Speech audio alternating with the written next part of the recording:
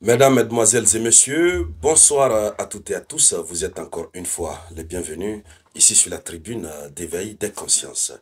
Alors, à la une de l'actualité internationale, le conflit russo-ukrainien est en train de s'intensifier à une vitesse qu'on ne peut plus décrire, puisque la Russie a pris pour habitude ces dernières semaines de d'arroser chaque soir, chaque nuit que Dieu fait, et l'Ukraine, toute l'Ukraine. Oui, malheureusement, c'est la nouvelle décision russe. La Russie arrose seulement l'Ukraine. Et plus particulièrement, la capitale ukrainienne, Kiev, est visée. Cette fois-ci, c'est encore un autre record. Dans la nuit du 11 au 12 juillet 2025, la Russie a lancé plusieurs drones. Et si, de par le passé, la Russie lançait 10 drones, 13 drones, 10 missiles, 13 missiles ou 15 missiles, cette fois-ci, la Russie a doublé le nombre de missiles déversés sur l'Ukraine. Alors, la Russie a vraiment frappé, ce qui a poussé aussi l'Ukraine à réagir ce matin du 12 juillet 2025. L'Ukraine a lancé des frappes sur un stade à Belgorod.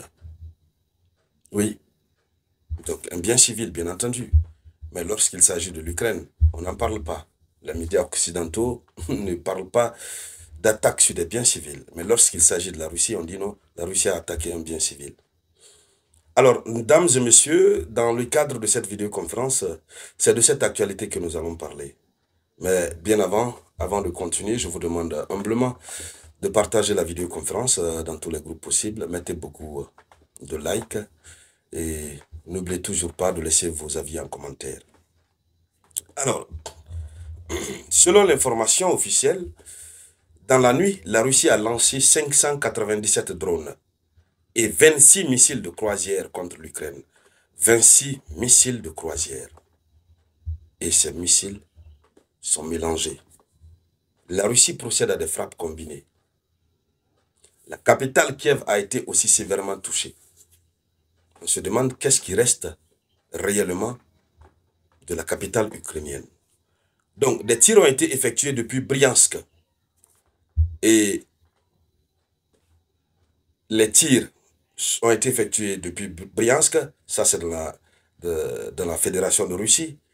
Des tirs ont été effectués à partir de Primorsko-Akhtarsk, ça c'est une région russe. Des tirs ont été effectués à partir de Kursk, à partir de Orel, à partir de Milerovo, en Russie, ainsi que depuis l'oblast de Saratov. Ça veut dire, c'est une nouveauté dans le cadre des frappes massives, des frappes groupées russes. Si au départ c'était un seul lieu ou deux lieux à partir desquels les frappes étaient opérées, cette fois-ci, les centres de frappe sont dispersés sur l'ensemble du territoire national russe. Donc, des 4 points cardinaux, ça lance des frappes pour permettre à ce qu'évidemment toute l'Ukraine soit touchée, mais sévèrement.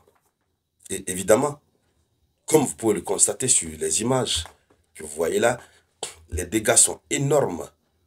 Les dégâts sont énormes.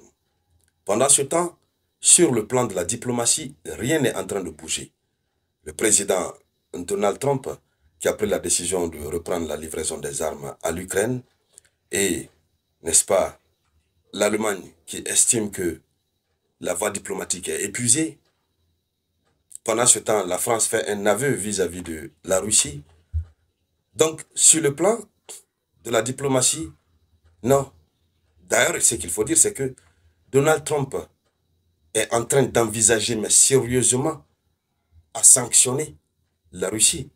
Au-delà du projet de loi qui a été produit par le sénateur Lindsey Graham, ce fameux projet de loi qui prévoit les 500% de droits de douane pour tous les pays qui collaboreraient avec la Russie, au-delà de ça, Donald Trump est en train de voir quelle autre décision sévère il peut prendre pour vraiment infliger une sanction inoubliable à la Russie. il est en train de voir comment faire en sorte que le prix du pétrole puisse augmenter de façon... bon, pas augmenter, mais il veut mettre un embargo, voilà, sur le pétrole russe. Donald Trump veut mettre un embargo sur le pétrole russe. Il a cette envie qu'il matérialise d'ailleurs. Donc, ce qui veut dire que sur le plan diplomatique, la situation n'est pas prête à connaître son épilogue, à connaître une fin. Donald Trump, il est vraiment décidé. Donc, rien ne va. Et pendant ce temps, sur le terrain, la Russie continue ses frappes. Et ce ne sont pas des petites frappes, ce sont des frappes massives. Alors, les frappes d'hier nuit, nous avons 319 drones au total.